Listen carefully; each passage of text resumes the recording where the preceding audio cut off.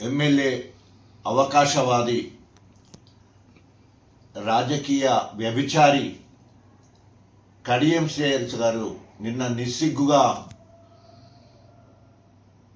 కేటీఆర్ గారి మీద మాట్లాడడం జరిగింది.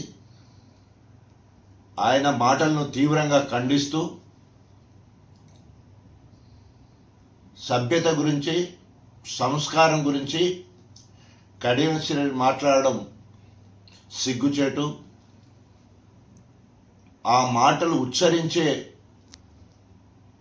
స్థాయి కూడా కడియం శ్రేయస్ గారికి లేదు.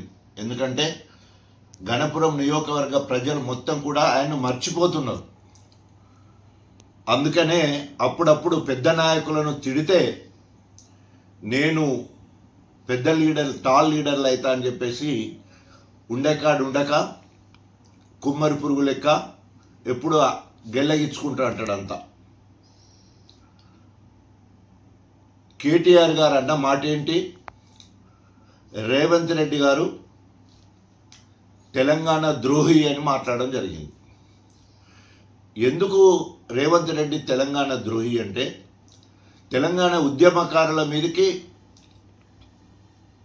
పిస్తోల్ బట్టి బెదిరించిన పరిస్థితి, ముఖ్యమంత్రి అయిన 2.5 సంవత్సరాల్లో ఏనాడు కూడా జై తెలంగాణ అనని పరిస్థితి, తెలంగాణ ఆనవాళ్ళు లేకుండా చేస్తానని వేల కోట్ల రూపాయలు ఖర్చు పెట్టి మరి ఆడవాళ్ళు తుడిసే ప్రయత్నం చేసే కార్యక్రమం, ఇప్పటి వరకు తెలంగాణ మొత్తంలో తెలంగాణ హరితహారం అని చెప్పేసి 277 కోట్ల మొక్కలు కేసీఆర్ నాటితే ఈరోజు కనీసము నాటిన మొక్కలకు నీళ్లు పోసే పరిస్థితి కూడా రేవంత్ రెడ్డి చేయలే. ఆయన మీద, రేవంత్ రెడ్డి మీద 87 క్రిమినల్ కేసెస్, 183 సివిల్ కేసెస్ ఉన్నాయి. దేశం మొత్తంలో అత్యధిక క్రిమినల్ కేసున్న ముఖ్యమంత్రి ఎవరంటే రేవంత్ రెడ్డి.